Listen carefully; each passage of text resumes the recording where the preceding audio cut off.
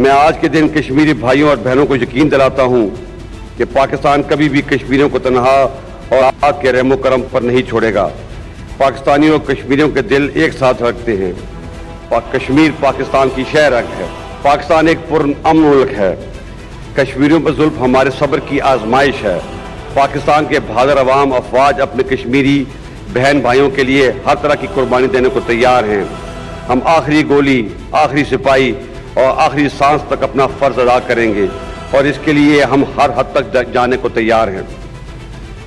मोअज़्ज़ज़ हाज़रीन, आज जब हम खित्ते के हालात पर नज़र दौड़ाते हैं तो जंग और बेचैनी के बादल भी नजर आते हैं और अमन और सलामती की उम्मीद भी, मगर तमाम हालात में पाकिस्तान का किरदार मुस्बत रहा है।